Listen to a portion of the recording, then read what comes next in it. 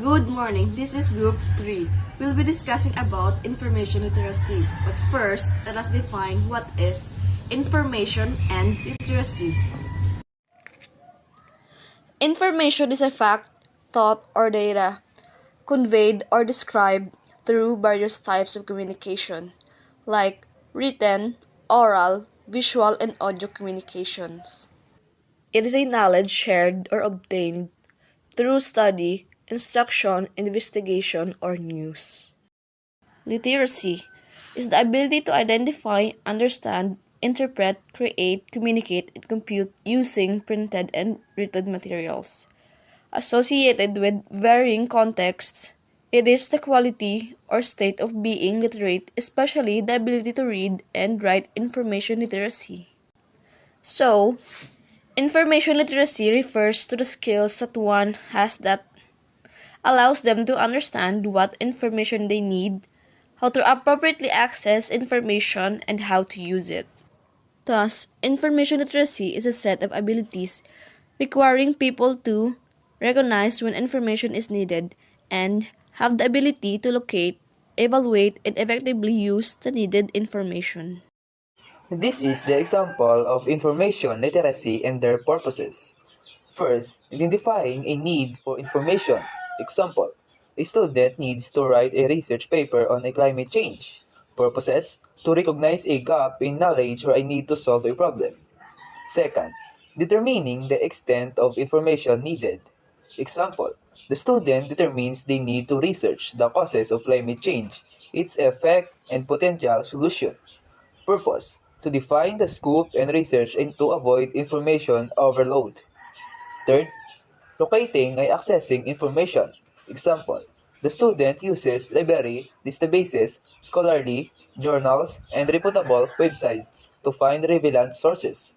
Purposes, to infinitely find and obtain necessary information from various sources. Fourth, evaluating information and its sources. Evaluating information and its sources. Example, the student critically examines the credibility and sources by checking author, credentials, application date, and potential basis. Purpose, to ensure the accuracy, reliability, and validity of information used. Fifth, using information effectively. Example, the student synthesizes information from multiple sources, analyzes data, and draws conclusions to support their research paper. Purposes, to eventually utilize the gathered information to achieve the desired outcomes, writing a paper or making a decisions. That's the definition of examples of information literacy.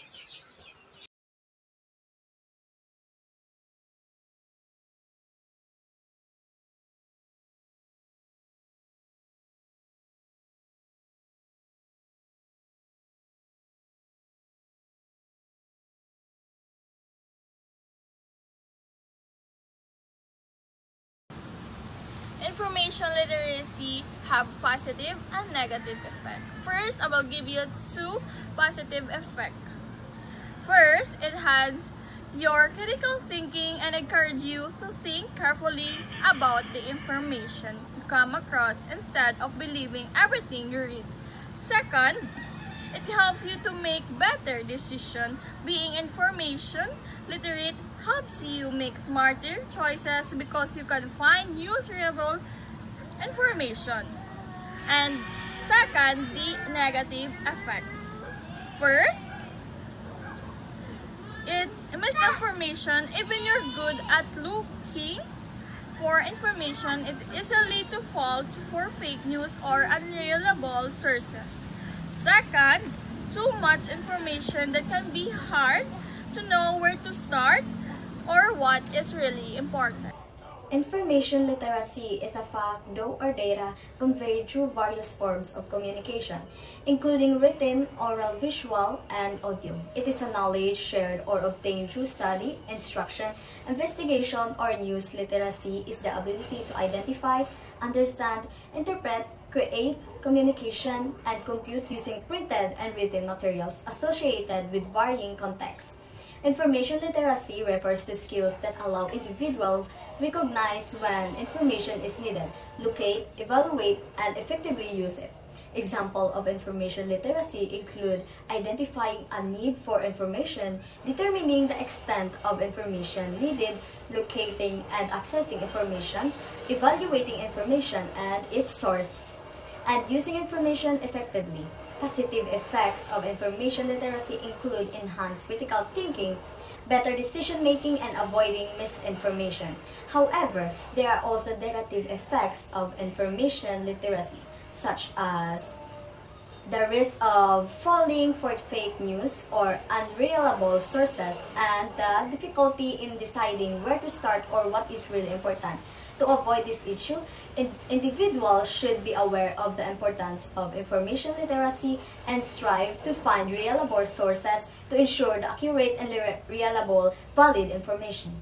In conclusion, information literacy is essential for individuals to effectively utilize and understand the world around them. By being aware of the importance of information, individuals can make informed decisions and contribute to more informed society.